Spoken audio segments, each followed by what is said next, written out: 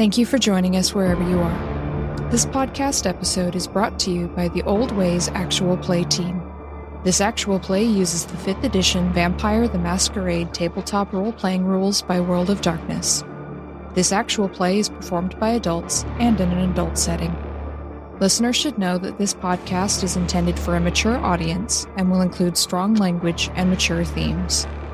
All content, including names, places, events, companies, and so forth, that may bear resemblance to entities living, dead, or undead is strictly coincidental. My name is Rena Henze, and for tonight's game, I will be your storyteller.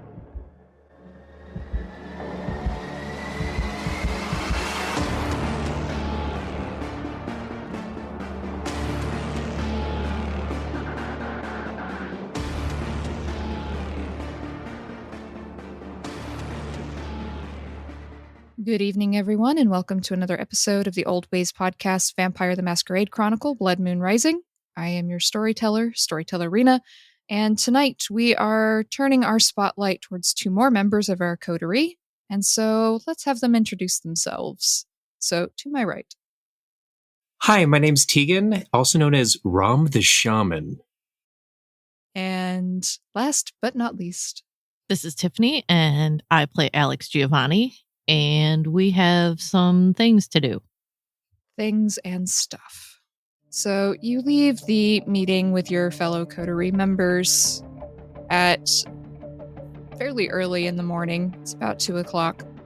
And you've decided that you need to go have a chat with one Trevor Conrad, who is in a bit of a bad way. So I assume, Alex, you have your driver come and pick you up, or... Yeah, I have the driver come, and then I told Trevor I would pick him up some supplies. So since he likes younger females, I will go visit Maxine and go pick up her donation because I haven't visited her probably in almost a week. So I will go to her apartment. Yep, so you're able to do that without any fuss. Maxine just sort of lets you in, you go get the blood, and she picks up her cat, this massive orange and white cat named Loki, and just says, anything else? I was gonna order pizza. Yeah, I would say take care of yourself. Do you need anything? I think I'm good. Okay. When was the last time you slept again? What's today? 3 days. Yeah, you need to eat your pizza and go to bed. You're no good to me tired. I know, but sleep is kinda boring. Well, sure. I mean, nobody likes to do it, but it's better when your mind is clear. She gives a huge yawn. Yeah, I guess. Okay. Pizza will be here in like 5 minutes, so I'll eat and then I'll go to sleep. I might not be awake for 2 days. Well, I'll check on you in a few days. Okay. If I'm not awake, can you feed the cat? And Loki meow at you. If I remember, sure. She just sort of sits down on her couch and looks a bit bleary-eyed, checking the app on her phone for her pizza, presumably. All right, and then I will leave and let her lock up all her locks and then get back in the car with Rahm, and we will head to see Trevor at my place, conveniently. All right, so you drive back to your apartment, go all the way upstairs. Trevor is pacing up and down this hallway. He's sweating. His eyes look a little wild. His hair's mussed. He's got even darker circles under his eyes, and he doesn't seem able to stay still. And as you come in, he looks up at you, and his shoulders kind of hunch a little bit. Did you bring it? Did you bring it? Yes, I did. And a little extra. Good. So hungry. And his hands start shaking, and you see his nails look longer and sharper. The way vampire nails tend to when one hasn't eaten enough. But you also see, as he turns towards you, across his biceps, it looks like claw marks digging into the flesh. Can't say that's very surprising. So, yeah, I will hand him the couple of bags that I have and then sit him down. Not on the expensive couch. You hand him the bags and he literally rips them open and pours them down his gullet. Like, some of it dribbles down a little bit down his chest, and he takes his fingers and wipes them up his chest and licks the drops of blood off of them. And he just starts heaving a little bit. And it's kind of gross just how he's feeding off of this bagged blood. And within a few seconds, both bags are completely empty. And he starts calming down a little bit, not panting so much, and he allows himself to be seated on the inexpensive couch. All right, Trevor. Is your mind clearer? I think so. It's kind of like nothing feels real. Nothing. He starts hitting his hand against his head like he's trying to shake something loose in his brain.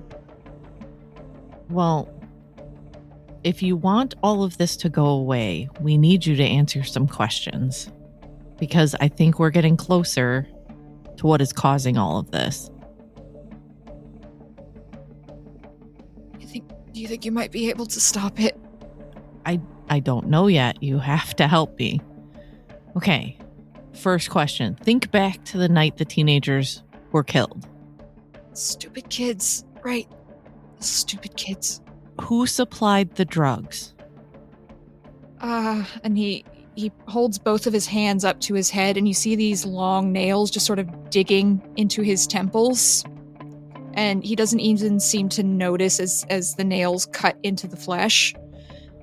And he starts rocking back and forth. Like, it was... who was that night? Eli. Eli. It was Eli McCarthy. Immortal? No, not immortal. He's, and he starts repeating himself, almost like tripping over these repetitions, like almost like a CD that's gotten stuck in one place. As he repeats it, like his brain can't go further than that word. Well, then I will lift his chin up and like put my hands on his face. What clan is Eli? Eli. Gangrel. Yes. Gangrel. Stuttering again, but he manages to get the word out. And his eyes look really oddly dilated as you're looking down into his face. The pupils are starting to take over the rest of the eye. When was the last time you saw Eli? That night, I told him I told him to stay away because the police. Yes, the police, and because he brought the drugs, and Sammy brought the kids, and I didn't want trouble, and I told him not to come back for a month or so. He had given a big supply anyway, so we didn't need him, and I told him to lie low, or my father would be angry. Oh God. Was he your normal supplier for parties? No, my other supplier was another the fancy ones, the Toreador. Okay. He's twisting in the seat, almost like he's trying to hold eye contact with you, and he can't. I'm gonna try and hold. I mean, he's probably stronger than me, but I'm gonna try and hold him still. Why did you have Eli instead of your Toreador contact? Because she didn't turn up. Lisa,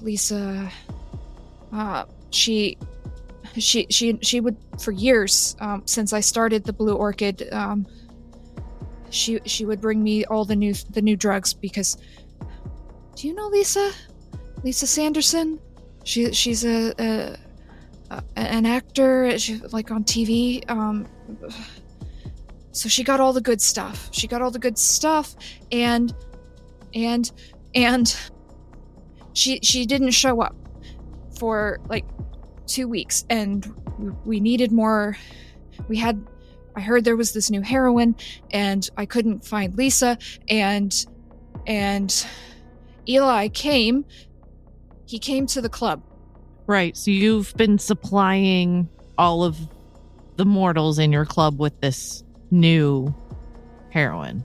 Yes, the ones who do the drugs. Not all of them. Some of them just come for a party.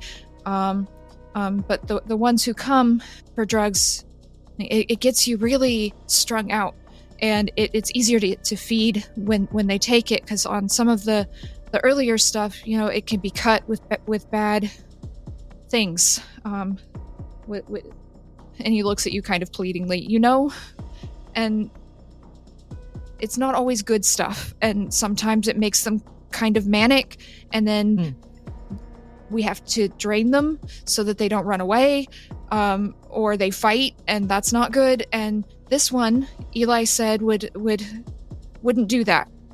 And Trevor just kind of stammers a bit and says, Eli, he brought in this mortal, and tested it on him, and to show me what it would do, and it was great. Like it kind of pumped up the blood, got that really good adrenaline, and it tasted delicious, and they didn't fight at all. And then we just left him in an alleyway, and he was fine, I guess. I mean, I never saw him again, but who cares? He's a stupid human anyway. But it worked so well, and the taste was fantastic, and sometimes you get a little bit of a bitter taste if they're on heroin or meth. Meth is the worst. And he's just kind of babbling now, like, and so I told Eli we just keep using his supply, and okay. Here's the other thing. How do you know Eli? How do I know? And he looks lost for a minute. He just showed up. And he said he heard we needed a new supplier, and he had a what did he and his hands start shaking again. He had a card from someone, Sebastian, yeah, an introductory card from Sebastian, and he said he supplied Sebastian, and so Sebastian recommended him, and so... Okay, Rena, who's Sebastian? Do I know? Yes, Sebastian owns the Vampire Club, and is the vampire formerly known as Oscar Wilde. He says that, and then he starts looking around, and his body kind of twists a little bit, and he arches his head back and takes in a long, deep sniff, and then he snarls and he bares a set of fangs. He's like, Malkavian! There's a Malkavian here! Why is there a Malkavian here? And his eyes go kind of wild, and he whips around to look at Rahm. I'm gonna try and grab his face to look back at me. He's with me. Why? He's starting to get worked up. Because hashtag not all Malkavians? I don't know, because I don't judge my company by what clan they're in, unless Toreador. But that's another story.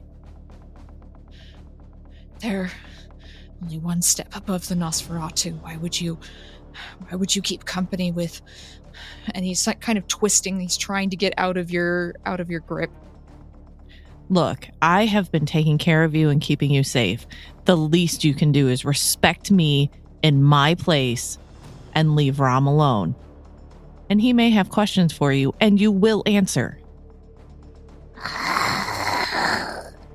I'm going to have you do manipulation and intimidate. And Rahm, how are you reacting to this? Because Trevor saw you in the apartment before, and he didn't react this way.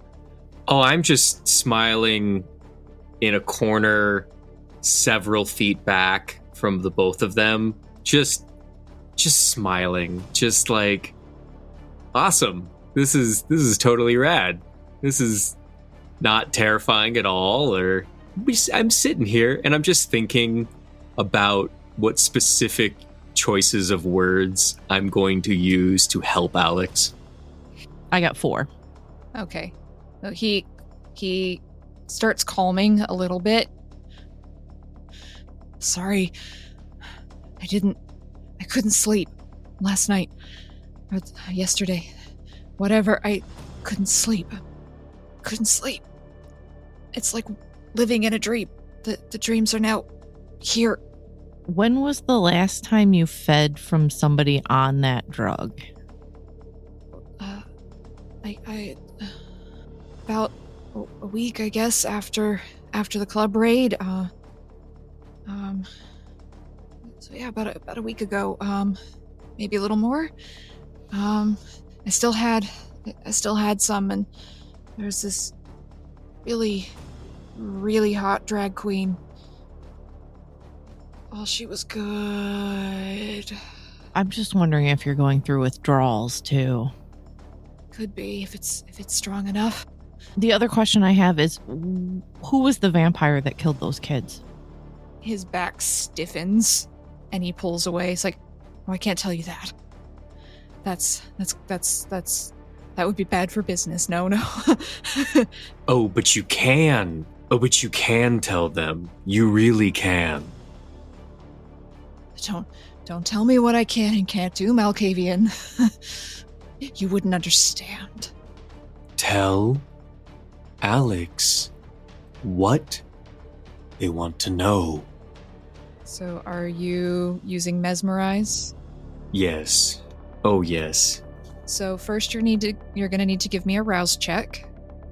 So, yeah, that doesn't look good. It looks like I have rolled a fail there. All right, so your hunger is back up to 3.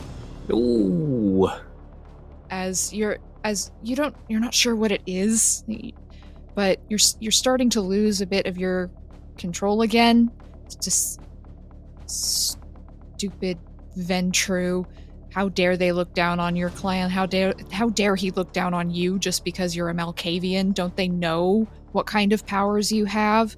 And it just makes you so upset that you can't quite put enough force into your voice to build on the power of your blood here. And it makes you hungry. And you look at him and you just want to rip his throat out, the little motherfucker. So would you like to spend a point of willpower to re-roll? Yes. Yes, I would. Excellent. And we succeeded. Okay, so the first time you tried to compel him, it didn't quite work. But this time, you try again, and what do you say? Do you repeat the same words? Do you say something else? I say to them, I'm gonna need you to focus here, in this moment, and give us the information that we need. Okay, so with a successfully passed rouse check, now you get to make the roll to actually compel him, because he is a vampire, he's not a mortal. So it's a contested roll. Okay. As he's fighting back against your attempt to manipulate him. So you need to roll manipulation and dominate. And I'm going to roll intelligence plus resolve for Trevor. And I'm rolling. Oh, that's not good. Oh no, that's very not good. That's very bad. Okay. There's no other way to do willpower here to try to push this, is there? You can spend another will point power and re-roll. Teach the baby Malkavian what happens when I use all my willpower up. Bad thing. things. Bad things? You frenzy. Yeah, Oh. you immediately go into a frenzy once you've used up all your willpower. No, I'm pushing this. Rahm has something to prove. Okay. And Rahm wants to impress Alex, so we're pushing this. All right. So you can spend another point of willpower, and you're going to re-roll.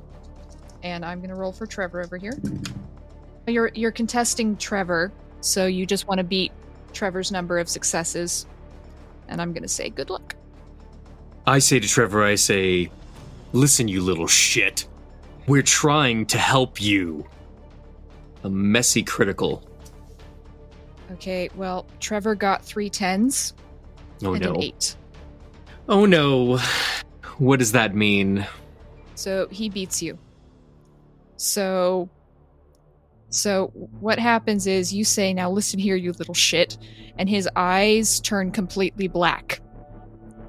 And Alex, with sheer frenzied strength, he tears away from you and he launches himself at Rahm. Snarling. I'll teach you some respect, you little Malkavian motherfucker. No one talks to me like that. Do you know who my sire is? And he's going to sink his claws into your mouth and try to pull your jaw open. I want to use composure and maybe persuasion. I don't know, something that I can maybe like either yell loud enough to get his attention or be calm enough to get his attention. Or I could roll etiquette and remind him of, the things that will happen to him if he goes through with this. I'm thinking maybe etiquette because I will then yell over Trevor, and yell, Trevor, do you understand what will happen if you harm him or kill Rahm? I am a witness. You will owe me even more to keep this quiet. Also, you better hope the prince doesn't find out that you gave someone final death without their permission. You hear this sort of feral growl. So go ahead and give me that roll. Is it going to be charisma or manipulation? Manipulation for sure. So manipulation plus your etiquette. Meanwhile, is this like fingers in my mouth? Like, I'm not quite sure what you described. Yeah, he's shoved his hand into your mouth like he's holding your lower jaw so you can't speak. And he's looking at you with these pool black eyes. Man, these rolls suck. I got 3, but still. Oh my, 3 out of 10. Okay. I want to bite so bad. Well, you can if you want to. Do you want to? I am not super confident in my strength. Really, composure is my strong suit, even though I lost it for a little bit there. How big is this guy? He's not big, right? He's not super jacked by any means, but he is feral almost, and that gives him additional strength because he's close to frenzy. Plus, I think Ventrue have potence in clan. Yes. Which means he seems a whole lot stronger than he actually is. So he's definitely stronger than he looks, and you can feel his other hand is the claws are digging into your shoulder, and you feel like he could maybe throw you through a wall if he wanted to. Then I think Rahm is definitely a physical evasion kind of person in this situation, and would like to try to slip out of this hold. Yeah, fold into a pretzel. Do it. I'm doing it. I'm trying. In that case, we're going to have another contested roll here. So give me your dexterity plus athletics. I don't understand what that means. Oh no. Bestial failure. This is part of your bane. Oh no. So when you roll a bestial failure, your curse comes out. Oh no. I think I'm just going to throw them both through my stained glass window and let them land on the street and figure it out. So this is either a delusion or a vision. I've got a hand in my mouth and I've got a hand in the flesh of my shoulder. Tell me what I see. Rahm, you try to pull away from Trevor as he is staring deep into your eyes and he's looking like he's about to tear you limb from limb. And so you start trying to dislocate your limbs and try and maybe duck under his arm with your hyper flexibility. And the problem is, as you dislocate your shoulder to try and pull it away from Trevor's hand, the claw that he sunk into your flesh, as you dislocate the shoulder, the movement startles him so much that his claws dig in deeper and they pull. And he pulls some of the flesh away and your blood, your vitae, trickles over the flesh. And as you feel your own vitae leaving your body, you begin to convulse. And Alex, you see this. You see Rahm's body begin to shake as if he's going into an epileptic seizure. And all of his limbs are flailing. His head is flung back. His eyes go really wide. And perhaps it's a good thing Trevor's got his hand on his jaw because now he can't swallow his own tongue. But he begins just shaking and convulsing. And Rahm, you just feel the whole world around you shift. And you're somewhere else. It's not quite the same vision world that Dina showed you a few nights ago, but it's similar. You can see these sort of misty, tortured, convoluted shapes, and they're all screaming around you, or maybe it's you that's screaming and it's coming out of all of their mouths. It's so hard to tell. But you see this full moon hanging low and heavy over the horizon, and it is dripping with blood. And rising up in front of it, you see a massive black figure. Not black as in skin, but just in everything. This figure appears to be pure shadow, as far as you can tell. And they reach out their hand, and you see these long claws, and it looks like they drag their hand across the bloody moon, leaving this bleeding handprint struggling down the face of the moon. And as the hand comes away, you can see rivulets of blood falling from it, turning into rivers and drenching the bay, and then flooding into the city. And then this figure stops, cocks its head as if it's heard something, and it turns to look at you, Rahm. Oh, there you are. Didn't your sire teach you it's not polite to spy on your elders?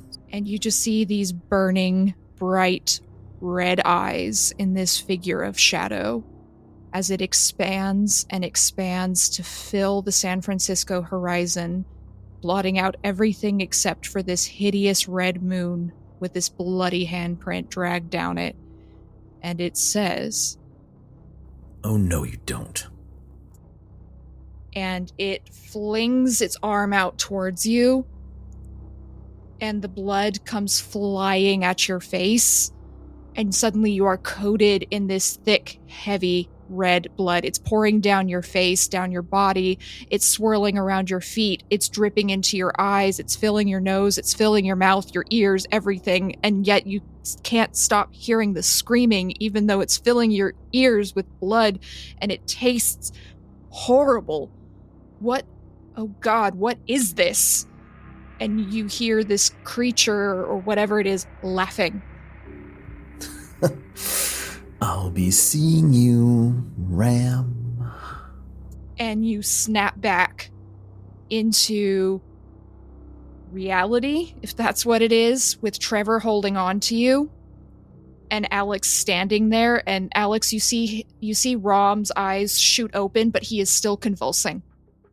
Once I see Rahm starting to convulse, I was going to run up to Trevor and try and, I know he's stronger than me, but hopefully the act of me trying to pull him off, or, if anything, like if I have to reach over Trevor and grab him in his nostrils and pull him back, anything, to like try and get him off of Rahm. So you run up and you grab a hold of Trevor's shoulder, and you see Rahm's eyes snap open as you do this, and you try to pull Trevor back, and Trevor is startled by Rahm suddenly snapping back and the convulsions getting worse, and then also by you grabbing his shoulder. And so, without even thinking, he throws Rahm bodily across the room. And Rahm, you crash into the wall, and you feel your shoulder crack. As you come to, flung against the wall, your shoulder is hanging at a weird angle, and not in the I've dislocated my joint kind of thing, but in the I've shattered my collarbone kind of way. And you're just sort of limply sitting there like a rag doll, head tilted. You've got Vitae pouring down one shoulder from Trevor's claw marks. You have a broken collarbone on the other side. You still feel the bruising from his claws on your face, and you are absolutely, completely shaken by whatever this vision was that you just had. And Rahm, I'd like you to roll me a d10. Absolutely. It looks like I have rolled a 5. Okay. Duly noted. All right. You may continue. And I'm going to stomp over to Trevor and basically like loom over him and tell him, you owe me. You owe me everything. You have attacked somebody in my home. I have kept you safe. I have fed you. I have not told any of your associates about your condition. You owe me the name of this vampire. I think with the sudden shock of Rahm's seizure and everything that happened with that, it has snapped Trevor out of this sort of frenzy a bit, enough where he just starts kind of, his eyes start shrinking back, his pupils start shrinking back, almost not quite to normal, but they're not filling his whole eyes anymore, and I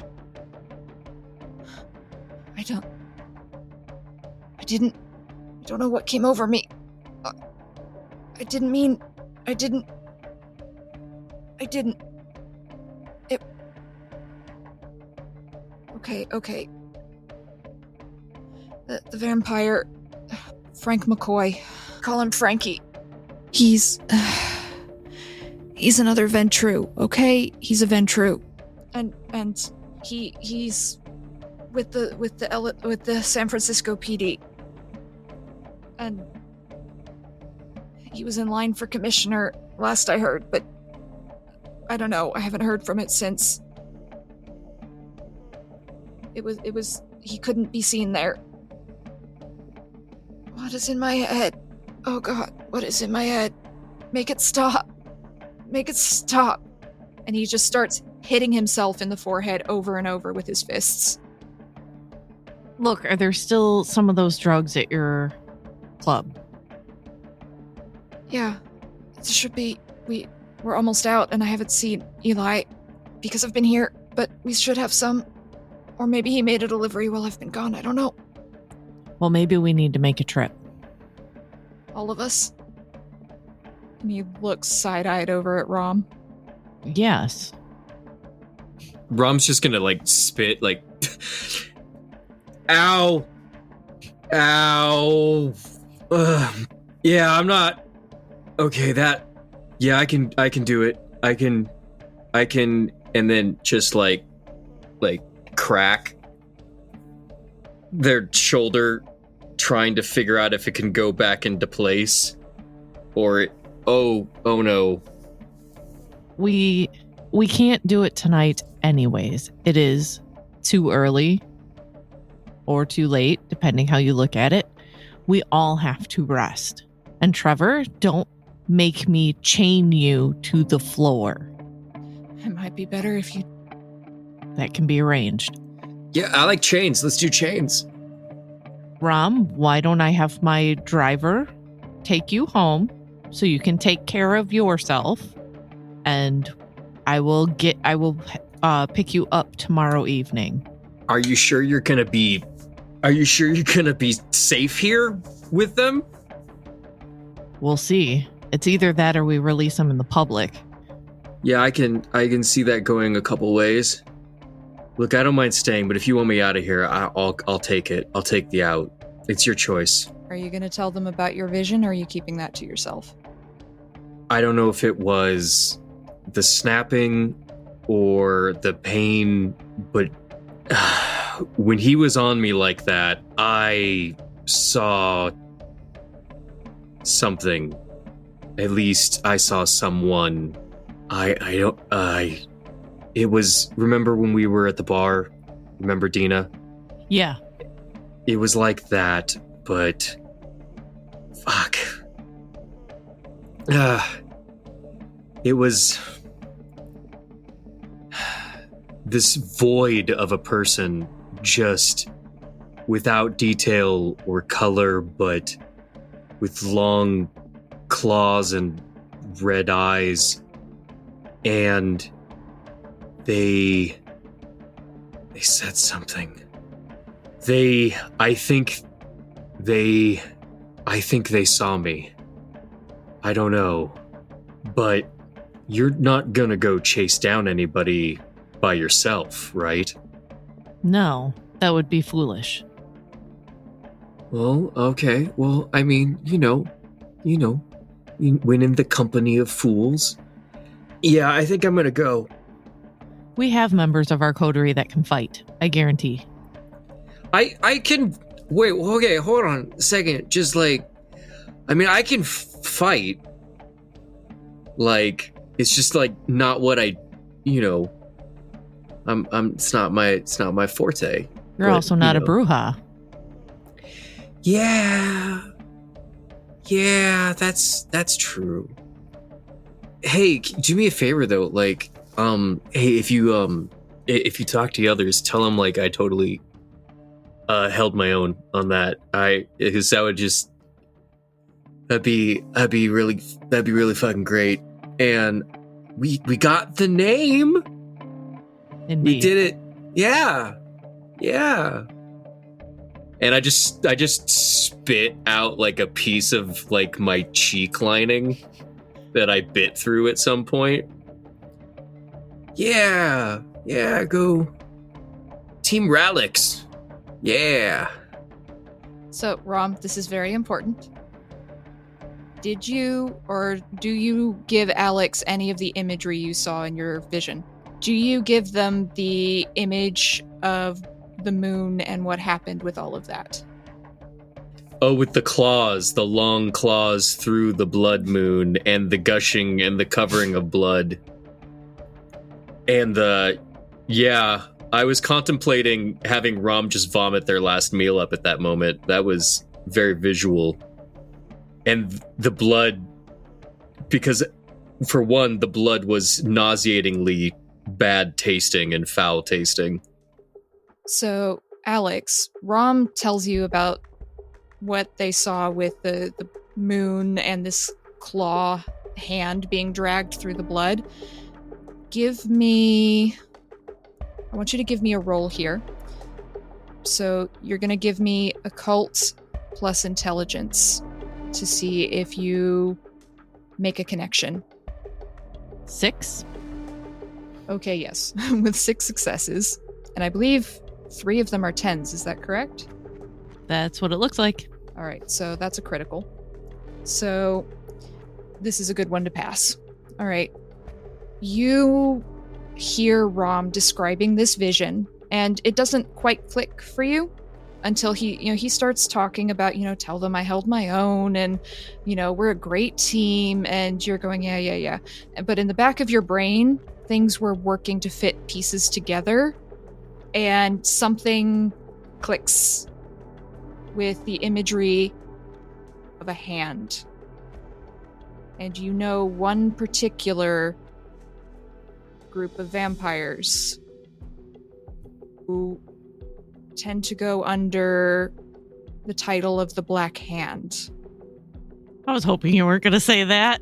And you have this really horrible sinking feeling in your gut as you recognize imagery associated with the Sabbat. And on that note, that is where we will leave this episode. So thank you very much, Tegan and Tiffany, for giving us a little bit more of a spotlight on Rahm and Alex, and we've learned some very interesting things this evening. And we'll see what happens when we have a chat with the rest of our coterie. Or will we? Thank you, and good night.